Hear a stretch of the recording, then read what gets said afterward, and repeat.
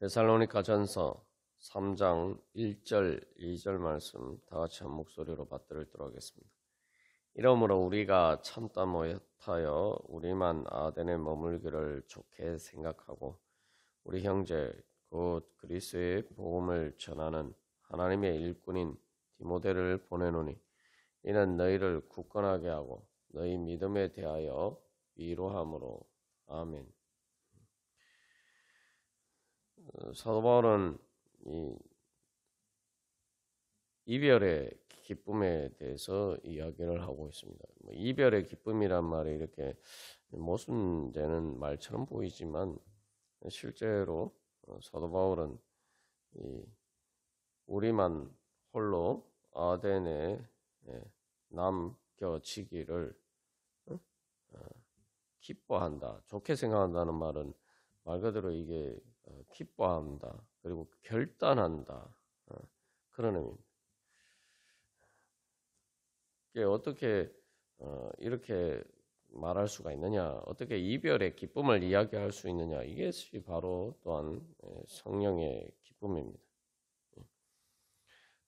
그래서 이 사도 바울은 데살로니가 교회 성도들을 향한 바로 그 마음, 단순히 뭐 얼굴만 보는 것이 아니라 그들의 신앙을 믿음 안에서 그들의 신앙을 굳건하게 하고 또한 위로하고자 하는 그러한 간절한 사랑의 열망이 더 이상 참지 못해서 그래서 이별의 기쁨을 감수하는 것입니다. 그래서 여기서 이제 더 이상 참지 못한다라는 말은 말 그대로 물을 이렇게 물을 어디 담아 두었는데 이게 수압이 세져서 더 이상 가두어 둘 수가 없게 돼서 이게 새고 또 터져 나오는 것을 의미합니다. 그래서 더 이상 감출 수 없는, 더 이상 마치 참지 못하고 마치 본물 터지듯이 그렇게 터져 나오는 그러한 감정의 강한 표현을 보여주고 있습니다. 그래서 이제 그 디모데를 이제 데살로니가에 보내게 되는데 이게 실제적으로 구체적으로 어떻게 일이 일어났느냐. 그래서 여기서 이제 사도 바울이 아테네에 머물러 있었고 아덴은 이제 요즘 그 그리스의 아테네죠. 그 아테네에 머물러 있었고 그리고 여기서 또 우리만이라고 이야기를 했는데 그러면은 실로아노도 포함되어 있느냐? 바울과 실로아노가 포함되어 있느냐? 그런 문제가 생깁니다. 왜냐하면은 사도행전을 보면은 이제 바울이 데살로니가에서 베레아로 가고 베레아에서 이제 또 쫓겨나서 이제 그래서 이제 아테네로 오게 되는데 그 아테네에서 바울이 먼저 도착하고 실라와 디모데는 베레아에 머물러 있었습니다. 그래서 그 바울을 인도하는 바울과 함께 동행한 사람들에게 아테네에서 그 실라와 디모데를 빨리 자기 바울이 있는 그 아테네로 속히 오도록 하라 그렇게 이제 이야기를 했어요. 그래서 그 사람들이 이제 실라와 디모데에게 그렇게 전하죠. 그래서 근데 이제 사도행전에서는 그 바울이 아테네에서 그들을 기다리다가 고린도에 이르러서 그 이르기까지 계속 바울이 혼자 있는 것처럼 보입니다. 그래서 사도행전 18장 5절에서는 실라와 디모데가 마게도냐로부터 내려왔다. 그래서 사도행전을 보면은 이 실라와 디모데가 아테네에서 함께하지 않고 이제 바울만 있다가 고린도에서 실라와 디모데 바울이 합류한 것처럼 보입니다. 그런데 이제 오늘 이 데살로니가 전서에서는 바울이 아테네에서 디모데를 데살로니가로 파송한 것으로 이렇게 나타나 있죠. 그래서 이제 또 더군다나 이제 3장 1절에서는 우리라고 이야기하는데 이 3장 또 5절에서는 나라고 이야기하고 있어요. 그래서 이것을 어떻게 이제 해석할 것이냐 여러 가지 견해가 있습니다만 우리가 뭐 정확하게는 알 수가 없지만 이게 뭐 모순되는 것이 아니라 일단 디모데를 아테네에서 파송한 것 했다라고 볼 때 그 디모데와 실라가 어떤지 아니면은 디모데만 왔든지 어쨌든 간에 이 아테네에서 디모데를 만났고 그래서 베레아에서 실라와 디모데가 내려와서 아테네에서 바울을 만났고 거기서 이제 디모데를 다시 데살로니가로 파송했고 그래서 그 사이에 이제 바울은 고린도로 내려갔고 거기에서 이제 다시 디모데가 내려와서 고린도로 와서 거기서 바울을 만난 것으로 그렇게 생각할 수가 있습니다. 그래서 이 여기에서 이제 디모데를 파송했을 때 우리라고 했기 때문에 실로아노가 같이 있었느냐? 우리라는 표현을 이제 편지에서 일반적으로는 관용적인 표현으로 이제 이해를 해서 바울 혼자 있었던 것으로 이제 그렇게 또 뭐 이해할 수도 있습니다.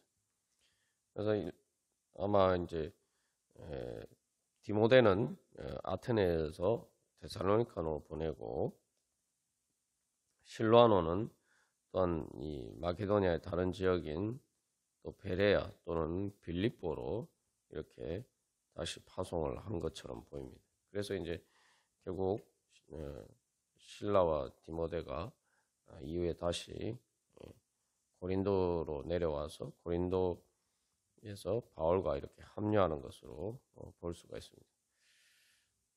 그래서 뭐 그 구체적인 상황을 우리가 정확하게는 이제 알 수가 없지만 어쨌든 이 아테네에서 이 디모데를 보내면서 사도 바울은 홀로 남겨졌다 이렇게 이야기하겠습니다. 그래서 한글 번역에서 이 의미가 많이 약화가 되는데 단순히 머물다는 의미가 아니고 이게 홀로 남겨졌다. 좀 더 이렇게 의미를 살려보려고 하면 홀로 내버려졌다. 내버려졌다. 이런 표현이라고 할 수가 있습니다. 근데 이게 단순히 내버려졌다라고 이야기하지 않고 이제 그 헬라 원문상으로는 이 단어가 머물기를 이렇게 번역한 이 단어가 내버려졌다는 그 레이포라는 동사의 앞에 카타라는 접두사가 붙어서 이게 말 그대로 그냥 버려졌다 이렇게 표현할 수도 있지만 우리말로도 내버려졌다 이러면은 훨씬 더 이렇게 강한 표현이 되지 않습니까? 일종의 그런 표현이라고 볼 수 있습니다. 그래서 홀로 내버려졌다. 그렇게 이제 바울은 표현하고 있어요. 단순히 머물다라는 그 이야기하는 게 아닙니다. 근데 그가 홀로 내버려졌는데 좋게 생각한다는 이 번역된 이 단어도 말 그대로 그냥 일반적으로 기뻐했다 이런 의미예요. 기뻐했다. 그래서 아마 이제 우리라고 실로아노도 같이 있었다면 뭐 실로아노도 그러니까 바울이 제안하고 실로아노가 동의해서 이렇게 같이 디모데를 데살로니가로 파송하기로 한 것으로 이제 볼 수도 있고 아니면은 이제 편지에서 일반적인 관용적인 표현으로 이해를 했을 때 5절에서 바울이 나라고 이야기하기 때문에 나도 참다 못하여 그 1절과 같은 표현을 쓰고 있는데 거기서는 바울 자신을 이제 강조해서 나라고 이야기하고 있기 때문에 말 그대로 바울이 홀로 남겨진다라고 볼 수도 있습니다. 어쨌든 간에 여기서 이제 이 기뻐했다는 것은 이걸 정말 자기가 원해서 말 그대로 기뻐함으로 결단했다. 그런 이제 뉘앙스를 담고 있습니다. 그냥 뭐 단순히 좋게 생각했다 이런 게 아니에요. 근데 우리가 생각해 보면은 그러니까 홀로 내버려지는 것을 결단하고 선택하고 기뻐하면서 기뻐했다. 이 말에 이제 모순적인 것처럼 보이는 이 말 속에서 이 사도 바울의 이런 선택 가운데서 우리가 배워야 될 중요한 교훈이 있습니다. 그래서 이게 내버려졌다라는 오만 이야기를 하는 거 홀로 내버려졌다고 해서 훨씬 이중으로 이제 강조를 하고 있단 말이죠. 근데 이 내버려졌다는 말은 이제 이 헬라어상으로 어떤 때 쓰는 표현이냐면은 이별하거나, 그래서 이제 극단적인 경우에 이제 예를 들면은 죽어서 사별하는 경우에 이제 그런 그때에 사용되는 그런 말입니다. 그래서 제가 이제 이게 이별의 기쁨이다 이렇게 말씀드린 거죠. 이 표현은 이제 2장 17절에 사도 바울이 그 떠났다라는 표현이 고아와 같이 버려졌다, 이제 그런 아주 강한 표현이죠. 근데 그것과 이제 일맥상통하는 것이라고 볼 수 있습니다. 그러면은 2장 17절과 연결해서 이렇게 보면은 사도 바울이 이미 데살로니가 교회 성도들과 이별하게 되어서 마치 고아처럼 버려진 것 같은 그런 마음의 아픔이 있는데, 그런 이별의 고통이 있는데, 여기서는 거기에 더해서 디모데와 이별하는, 그래서 디모데를 보내고 디모데를 보내니까 고아와 같이 버려진 것처럼 또 사도 바울이 홀로 또 내버려졌다 이렇게 이야기한단 말이죠. 그래서 이제 홀로라고 얘기할 때 실로아노가 있었지만 또 실로아노도 아마 뭐 그 아테네에서 이제 출발하는 순서가 달라서 같이 출발했을 수도 있고, 마케도니아로 같이 출발했을 수도 있고, 좀 시차가 있었을 수도 있지만 어쨌든 이 중요한 것은 실로아노도 아마 다시 마게도냐의 뭐 베레아나 빌립보 지역으로 가기로 예정이 되어 있었기 때문에, 실제로 이제 바울이 어쨌든 간에 뭐 실로아노가 디모데를 보낼 때 실로아노가 바울과 같이 있었던 같이 없었던 간에 그 같이 있었다 하더라도 결국 이제 바울이 홀로 이제 내버려지는 그런 상황이 된 것이죠. 그래서 이 바울은 그렇게 디모데를 보냄으로써 이미 고아와 같이 버려졌는데 또 홀로 디모데마저 보내서 홀로 내버려지는 그런 상황에 처하게 됐다는 거죠. 그런데 그것을 기쁨으로 선택했다, 결단하고 그렇게 했다라고 이야기합니다. 더군다나 이제 디모데에 대해서 이제 이 3장 2절에서는 우리 형제라고 이야기하고 있죠. 여기서 형제라는 표현은 뭐 일반적으로 같이 예수님 믿는 성도들을 다 형제 자매라고 하죠. 근데 디모데는 단순한 어떤 그런 형제가 아니라 디모데전서 1장 2절에서 사도 바울이 이야기하는 것처럼 믿음 안에서 참 아들 된, 그냥 말 그대로 정말 아들과 같은 그러한 또 각별한 사이죠.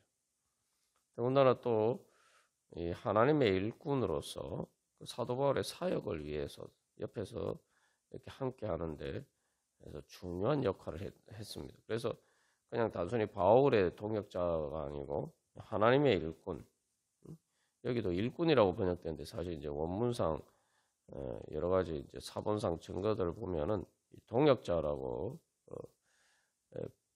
번역하는 것이 더 이렇게 적절하다고 볼 수 있습니다. 그래서 하나님의 이 동역자, 심지어 바울의 동역자가 아니라 하나님의 동역자라고 할 때 이것은 바울에게 정말 사역에 있어서 정말 중요한 사람이다라고 할 수가 있죠. 그런데 그러한 이제 형제이기도 하고 또한 동역자이기도 한 그러한 디모데를 데살로니가에 보냄으로써 그 디모데와 함께 있는 것을 포기했다는 거죠.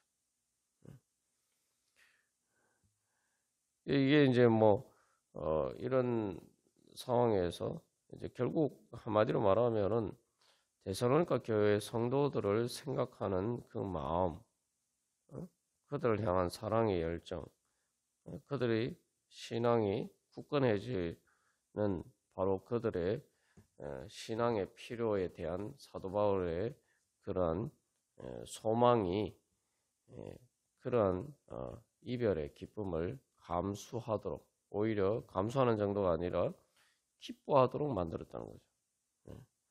그 정도로 이 사도 바울 자신이 그 데살로니가 교회 성도들을 향한 사랑의 열정이 강하다는 것을 사도 바울은 절절하게 표현하고 있는 것입니다. 그래서 여기서 이제 우리가 두 가지 사실을 살펴볼 수가 있습니다. 첫 번째로는 사도 바울이 자기 자신보다 데살로니가 성도들을 먼저 이렇게 고려했다는 거죠. 그래서 데살로니가 교회 성도들과 공감하고 있다라는 것을 보여주고 있습니다. 어떻게 공감합니까? 데살로니가 교회 성도들의 상황을 봤을 때에 가장 이제 바울이 걱정하는 부분은 바울이 그렇게 갑자기 데살로니가 교회를 떠나게 되었을 때에 그 어떻게 보면은 데살로니가 교회 성도들이 바울에게서 버림받고 말 그대로 고아처럼, 바울이 그렇게 이해한 것처럼 고아처럼 버려져서 홀로 내버려진 것 같은 그러한 상실감, 소외감을 느끼고 있죠. 특별히 박해 상황 가운데 있기 때문에 말 그대로 자기 그 동족에게서 박해를 받는 그런 상황이 있었기 때문에 그런 소외된 상황 가운데서 바로 홀로 내버려진 것 같은 그런 마음이 들었을 것이다 라는 거죠.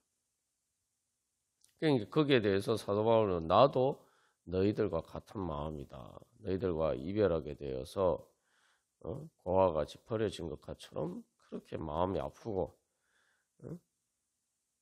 그렇기 때문에 나도 너희들의 그러한 상황을 생각해서 나는 너희를 위해서 홀로 내버려진 것 같은 너희들을 위로하기 위해서 오히려 내가 홀로 내버려지는 것을 선택했다. 그렇게 이야기하는 거죠. 그래서 나는 너희를 위해서 버림받고 홀로 내버려지는 것과 같은 그런 상황을 선택했다. 그렇게 이야기했어요. 그래서 앞에서 이제 바울이 데살로니가에서 쫓겨난 것, 데살로니가에서 떠나게 된 것은 자기가 선택한 상황이 아니죠. 자기가 선택한 것이 아니라 어쩔 수 없이 그렇게 됐는데 바로 그 어쩔 수 없이 그렇게 된 상황을 극복하기 위해서 바로 이제는 자기는 스스로 자기가 홀로 내버려지는 것 같은 그런 상황에 처할지라도 데살로니가 교회 성도들에게 디모데를 보내기로 했다는 거죠. 그러니까 이제 그 홀로 내버려진 것 같은 이별의 상황을 바울은 어떻게든 극복하고자 하는 그의 사랑의 열정을 보여주고 있는 것입니다. 여기서 중요한 것은 그래서 이 사도 바울이 이렇게 이야기를 할 때에 정말 사도 바울이 어쩔 수 없이 이별하게 되었고 그 어쩔 수 없이 이별하게 됐으니까 그냥 그뿐이다. 뭐 어쩔 수 없었다. 이렇게 하는 게 아니라 말 그대로 참지 더 이상 못 참겠다. 그러니까 어쩔 수 없었다라고 포기하는 것이 아니라 내가 더 이상 참을 수 없다.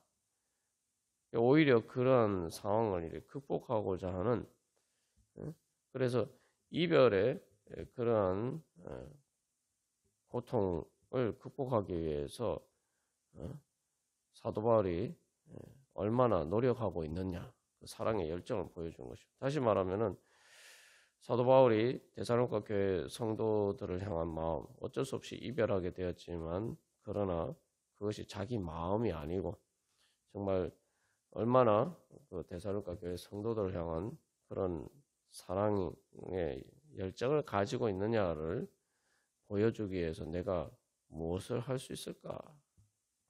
그래서 사도 바울 입장에서 내가 데살로니가 교회 성도들을 얼마나 깊이 사랑하는지 보여주기 위해서 내가 할 수 있는 가장 큰 희생은 무엇일까? 이제 그런 관점에서 이러한 선택들을 했다는 거죠.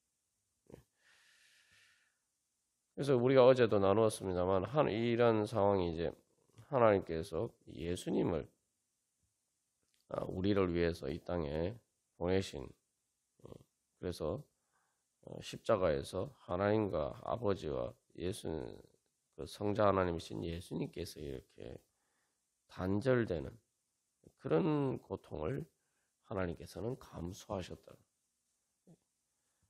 그게 이제 하나님께서 우리를 사랑하셔서 우리와 함께 하시기 위해서 우리 가운데서 하신 일입니다.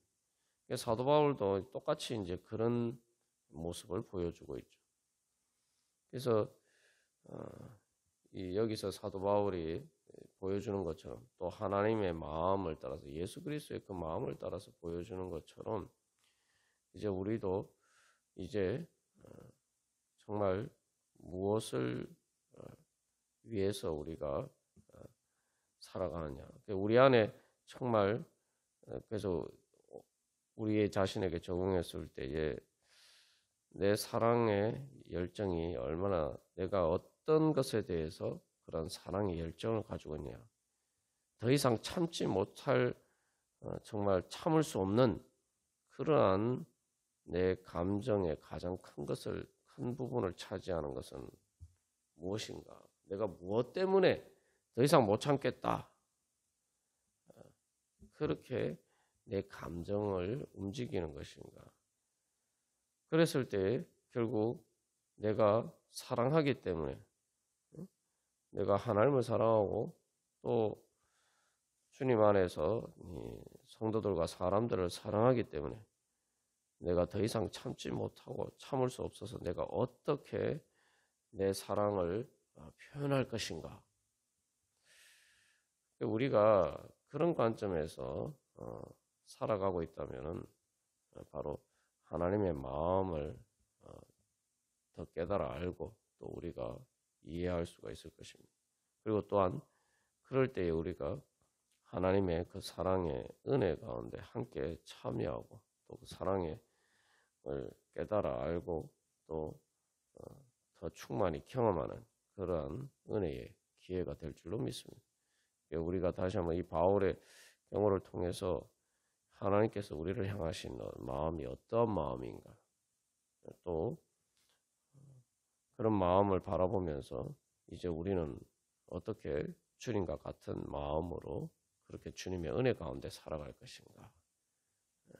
우리는 우리의 사랑을 보여주기 위해서 내가 무엇을 어떤 희생을 감수할 수 있는가. 우리가 그런 관점에서 우리가 살아간다면 하나님께서 주시는 그 사랑의 행복이 우리 가운데 충만히 넘쳐날 줄로 믿습니다. 다 같이 기도드리시겠습니다.